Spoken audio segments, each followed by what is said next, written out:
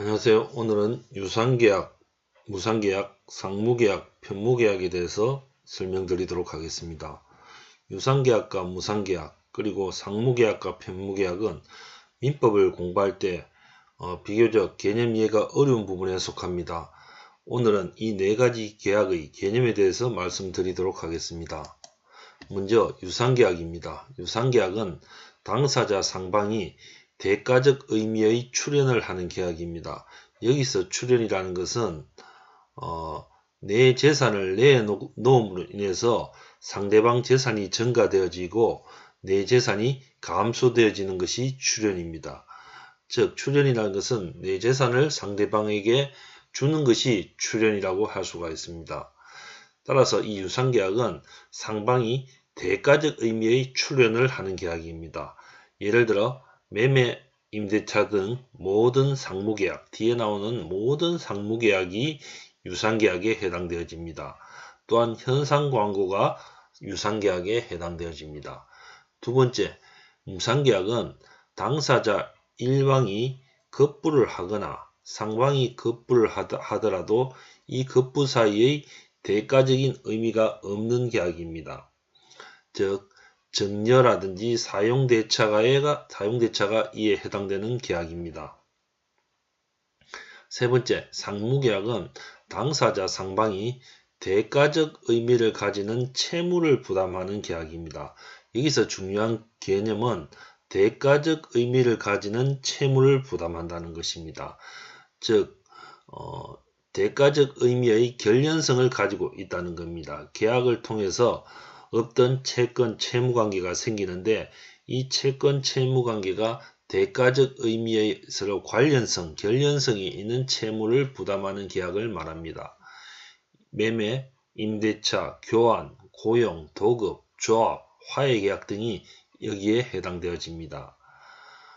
특히 주의해야 될 부분은 소비대차라든지 위임, 임치는 유상계약일 때만 상무계약입니다. 따라서 소비대차, 위임, 임치는 무상일 때는 편무계약이 되어진다는 겁니다.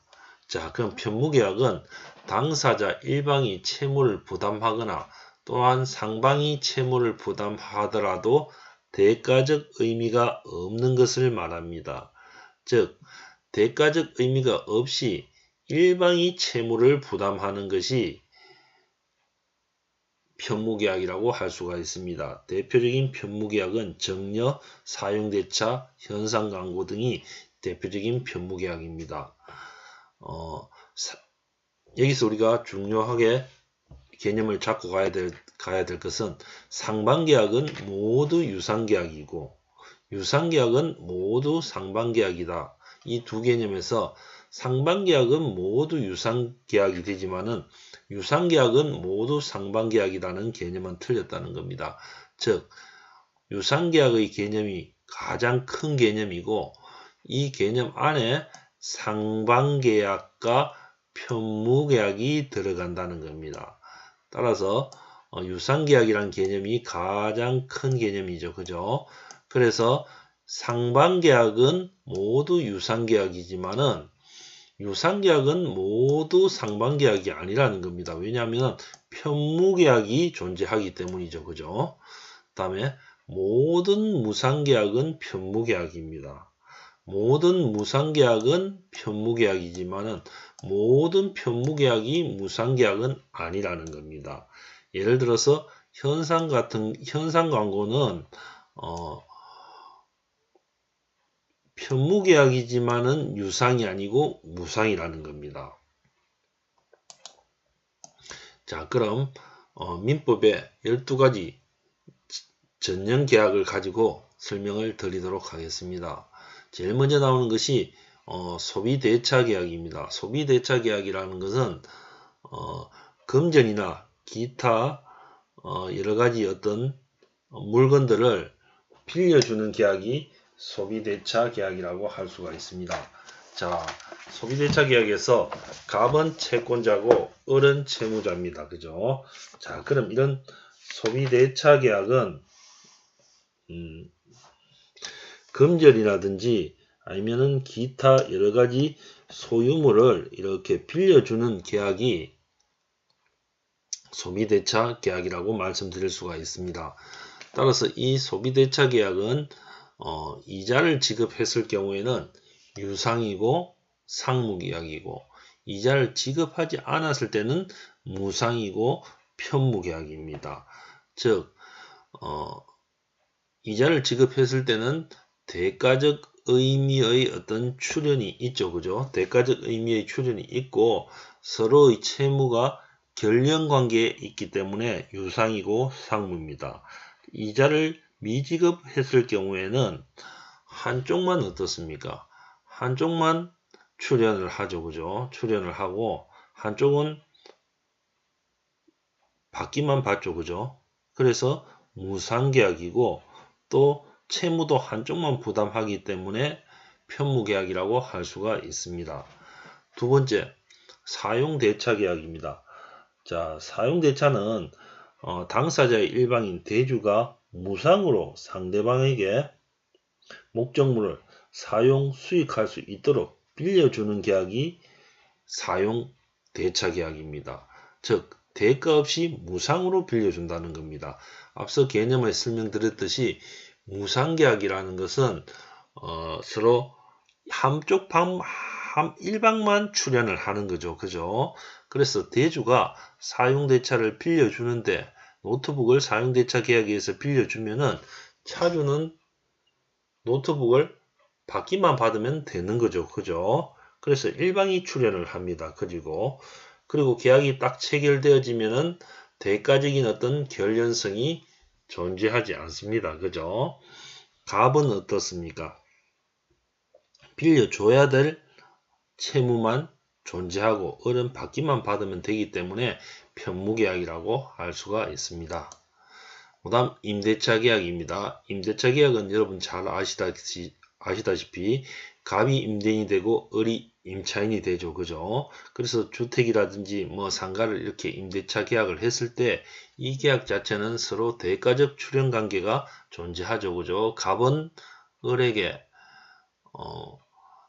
목적물을 사용 수익하도록 이전해주고 을은 갑에게 차임을 지급하죠. 그죠? 유상계약이고 서로 대가적인 어떤 결연성이 있는 채무가 성립되어지기 때문에 상무계약이라고 할 수가 있습니다.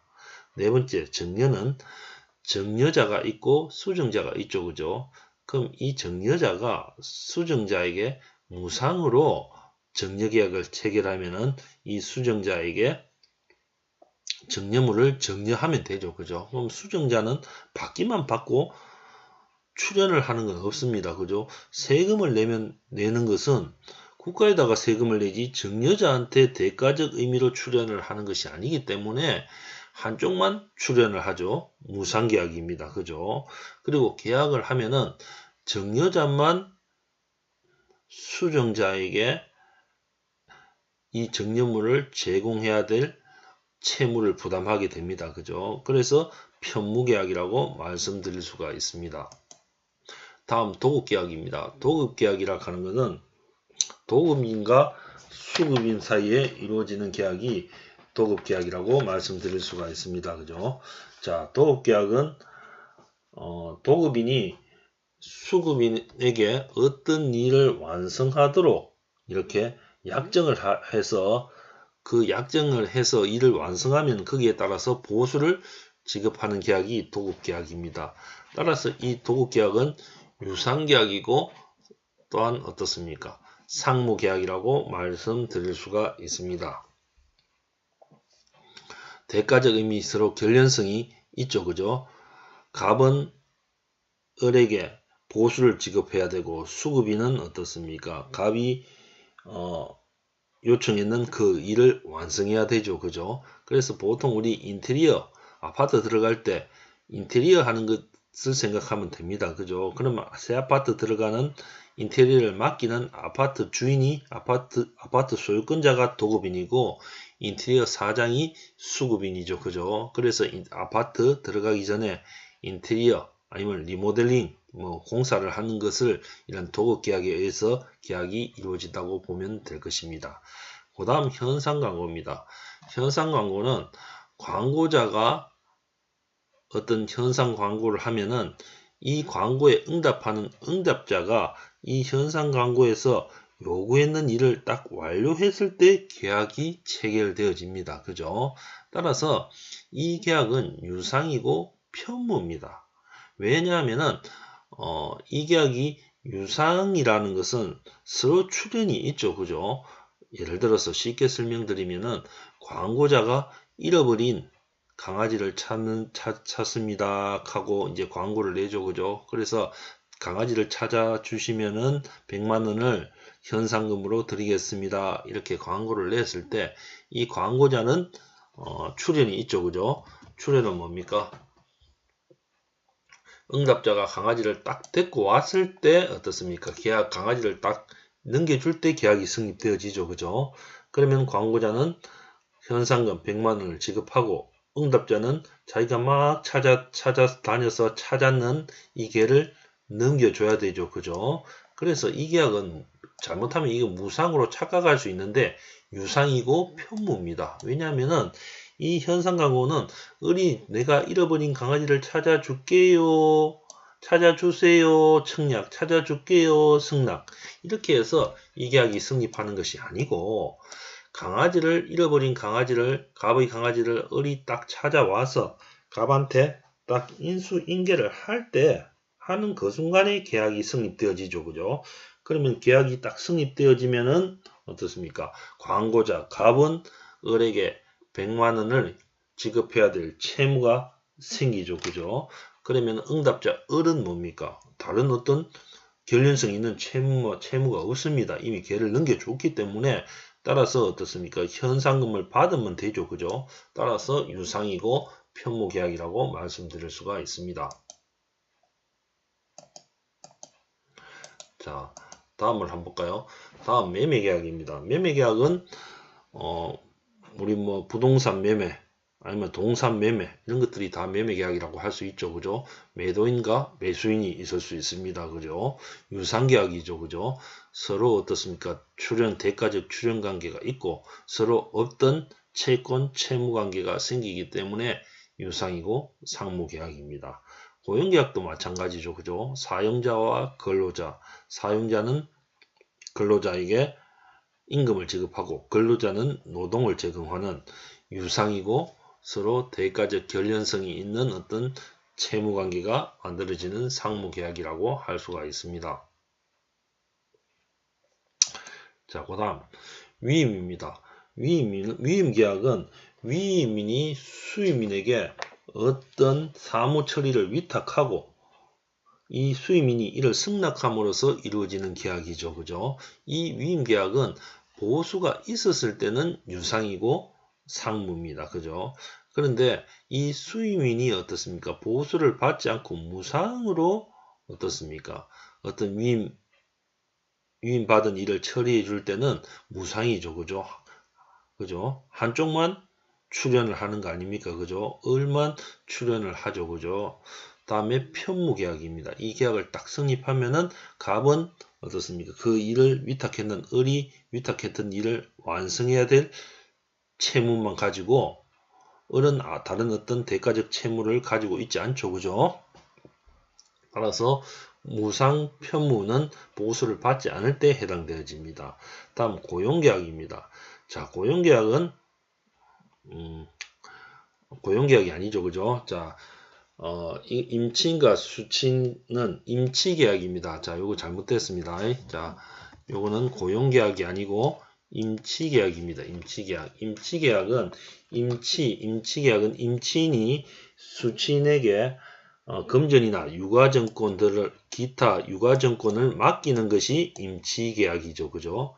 자, 그러면은 임치계약은 금전이나 기타 유가증권을 맡기는 것이 임치계약이라고 했을 때 임치인이 수치인에게 돈을 맡기거나 아니면 유가증권을 맡기거나 그죠? 아니면 기타 물건의 보관을 맡기거나 했을 때 수취인이 물건을 맡아주는 대가로 돈을 받으면 유상이고 상무죠. 그죠?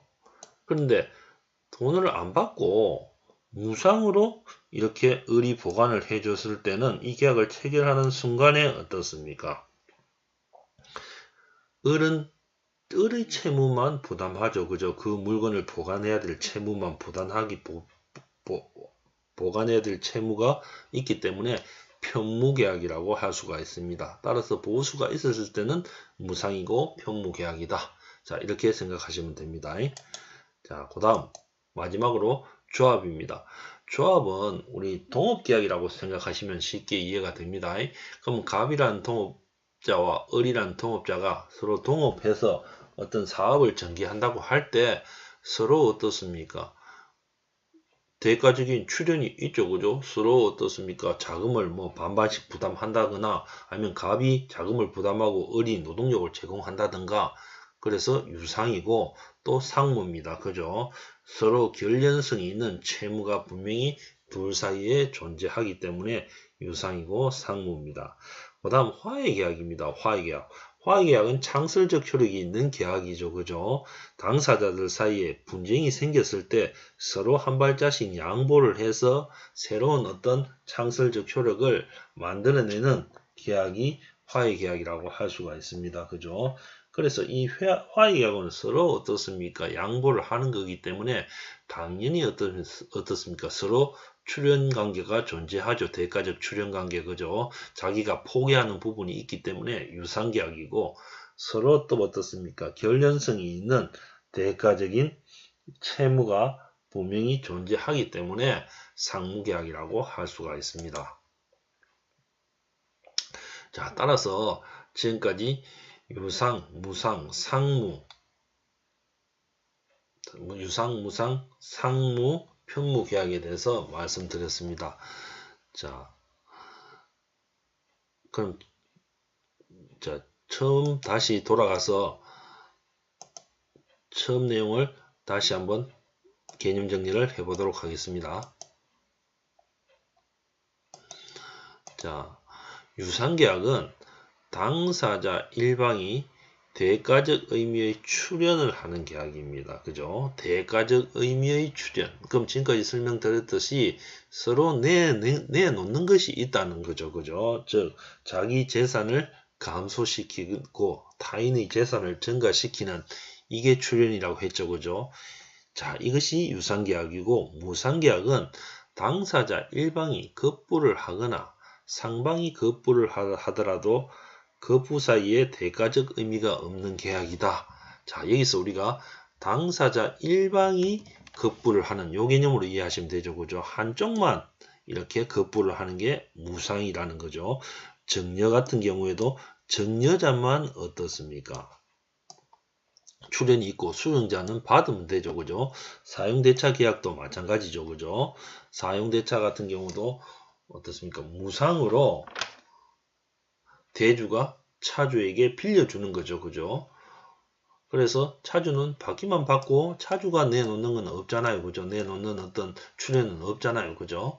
따라서 무상계약입니다. 그죠?